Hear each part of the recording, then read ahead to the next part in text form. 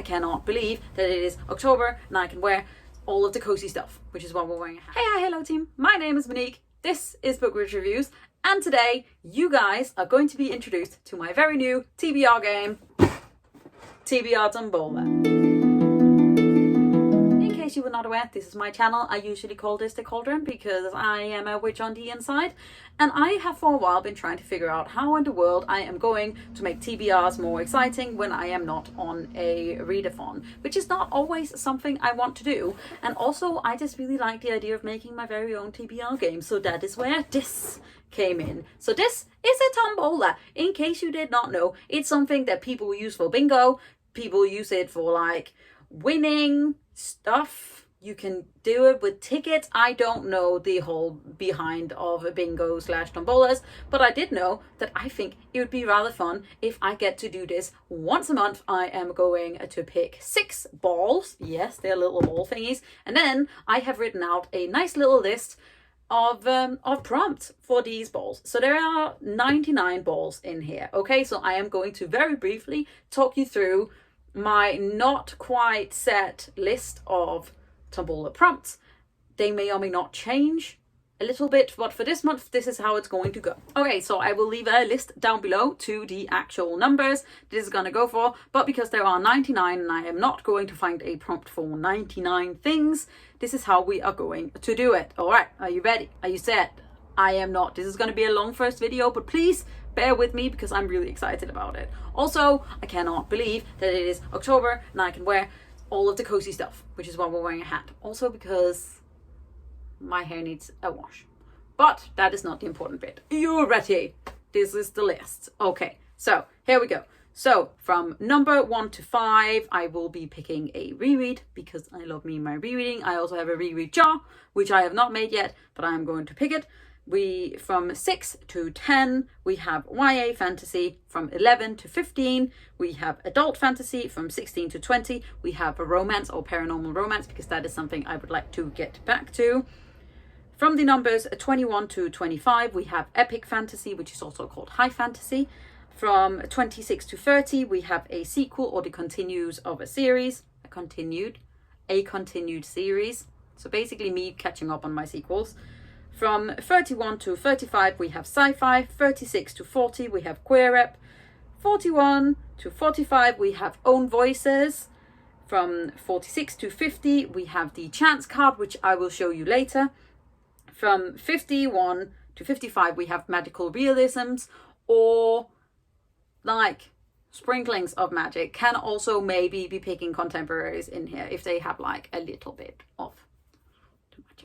56 to 60, we have an outside genre, which is an outside of my regular like readings, which we all know is fantasy and like sci-fi, and we need to move out of that and do something different because that's what we need occasionally. Numbers 61 to 65, we have the friend favorite, where I will ask a friend either for a recommendation or I will pick one of the books that I know that they'll talk to me most about. Of those, I have a few. From 66 to 70, we have a middle grade. From 71 to 75, we have a mythology or a retelling. From 76 to 80, we have a book box books. From 81 to 85, we have a friend pick, which is basically like the friend favorite, but they get to pick it. I don't know. It's still up in the air. This is new to me. And then from 86 to 90, it is another chance card. So there we go. There's only 90 balls. There might only be 90 balls. This is very exciting. Let's do it. Okay, so here we go. I don't have a full setup yet, but I have made it vaguely fall-ish. So here we go. We are going to pick 7 balls. Or 6. I can't remember what I said.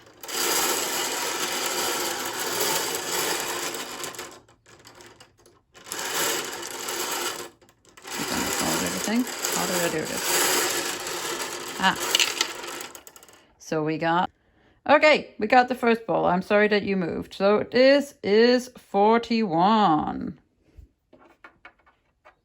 So my first number was 41, which means that I have to read an own voices a novel in October, which I'm very excited about. And for that, I will be reading A Song of Wrath and Ruin by Rosanne E. Brown, South African inspired fantasy novel with black girl magic, enemies to lovers, and I have heard amazing things. So I had a bit of a dip into the young adult fantasy for the last while where I haven't been crazy about them, but a couple of my friends are saying highly acclaimed things about this one, so I am super excited. In this we follow a crown princess who wants to resurrect her dead mother because she is not ready to be the queen. We also follow a young immigrant boy who basically enters a deal with a demon to for his little sister's return, and to do that he has to kill the crown princess, and so they're both out to sort of kill each other, and there's a tournament of some sort, and I'm very excited about it. Also, this is just a stunning cover with a stunning spine,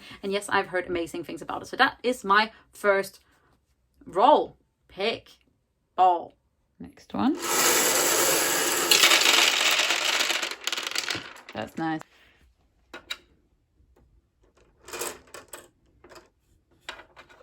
Okay, well, that was a slight disaster, but it's okay because we got another one. This is number 14. Got the number 14, which means that I am reading an adult fantasy. That is not at all bad for me. And for that, I will be reading not just one book, I will be reading a whole series.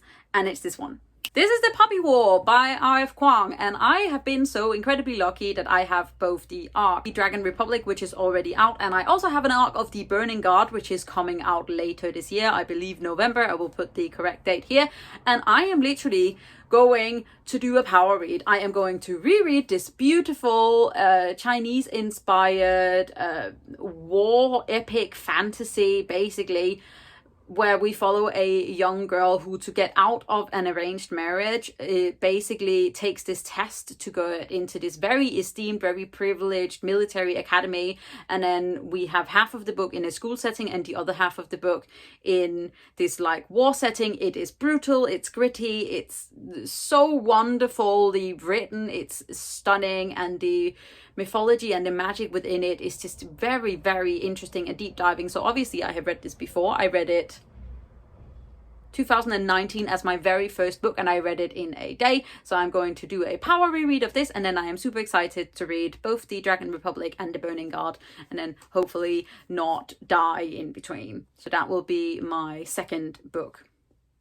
My second book, which is 3 books. Because obviously we're not making it easy for ourselves right now. And so we go again. Please stick.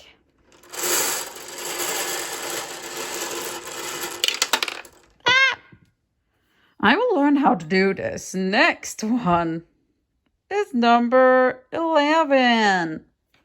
My third little ball was 11, which means another adult fantasy. And for this, we are going to read The Boneshards Daughter by Andrea Stewart, which is a much anticipated release that I actually had an arc for. And then because I am a terrible person, I didn't read it, but I will catch up on my arcs. I swear it. I promise. I do the thing.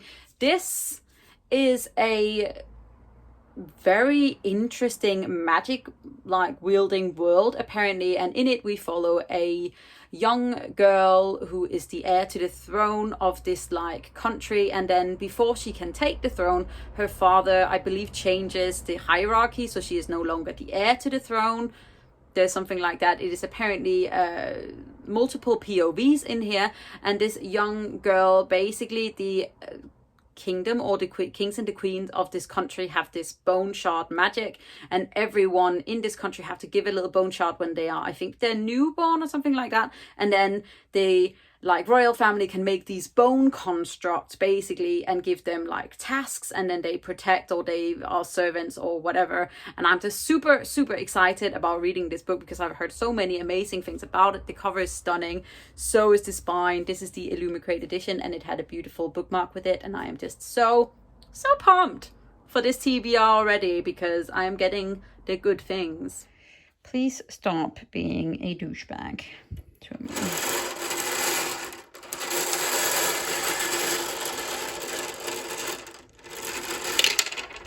Okay, it went where we wanted to. Next one is 38. Next ball was 38, which is a queer book, and for I will be reading this little baby. This is Elazo by Darcy Little Badger, which is an own voices Native American magical realism novel with an asexual main character, and basically we follow Elazo in this sort of like almost parallel universe America where magic is real and it has been formed by the Native Americans and the newly like come Americans, and we live with Elazo in this small village, and I believe either a cousin or a best friend is murdered, and she sets out to sort of figure out what has happened and pull the layer back of this like seemingly idyllic little village, which might not actually be as idyllic as they thought. And also asexual rep, that's what we want. Can't remember if I said 6 or 7. I think I said 6. Okay, so 2 more.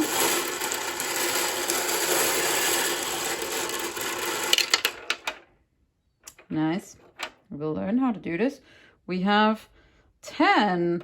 My 5th ball was number 10, and that is another YA fantasy, and for that I will be reading a book that has been on my TBR for way longer than it should be, and that is this beautiful arc of Kingdom of Souls by Rena Barron, which is also an own voices black girl magic voodoo fantasy thing. Okay, I'm excited. It is set in a West African inspired fantasy world where we are following basically, I believe, the daughter of the high priestess, who is meant to sort of take over and protect her family, and she has been waiting for years and years and years for her magic to sort of arrive and appear, and it hasn't. So she sets out to sell years of her life to regain magic, and she does that to hunt down a child murderer or child abductor of some kind, and there's some funky like tension between her and the crown prince, and it's just like,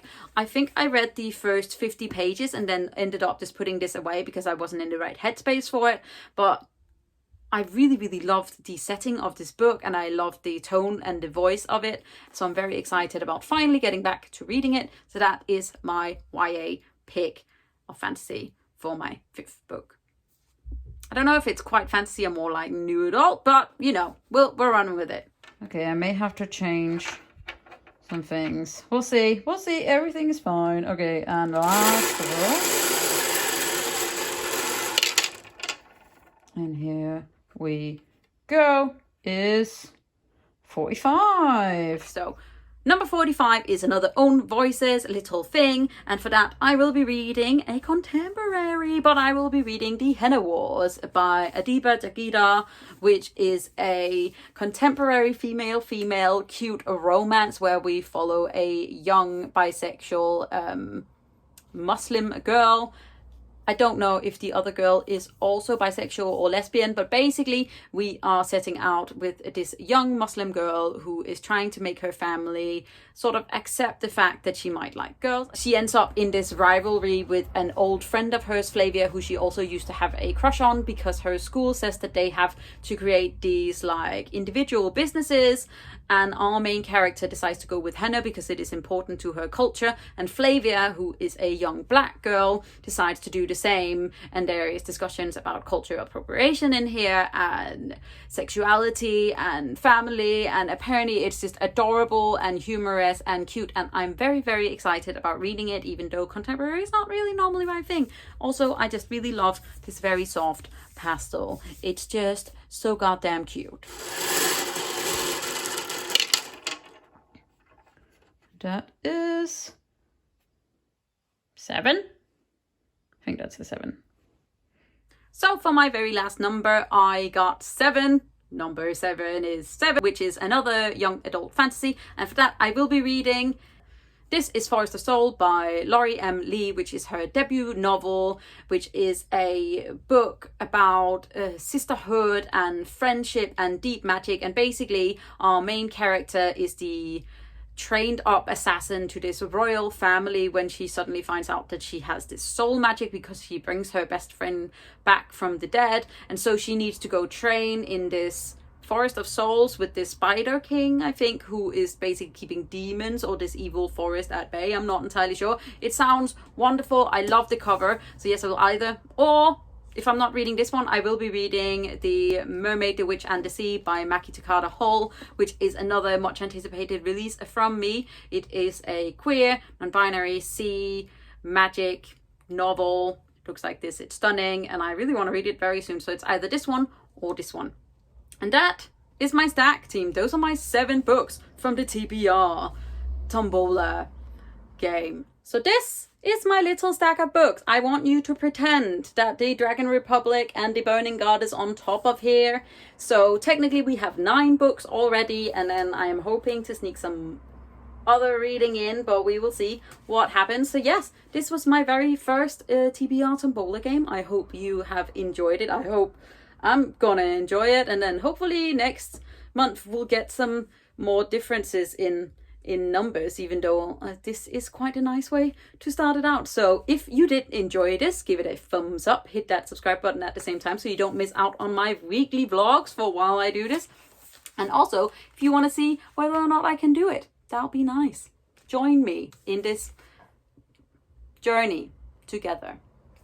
Then you can also click the little bell so you don't miss out on any of the videos that are going to come from this very large stack of books that I will be reading, because wonderful, why not? Other than that, I don't think there's a whole lot more to say. I don't know how this is going to be edited. I don't know really what this is going to look like, but we tried our very best, and it may or may not evolve. But let me know what you plan on reading in October. Let me know if you would like to join me in TBR Tombola, and then I will try my very best to make it more accessible for everyone. I may even do a sort of bingo sheet for the year.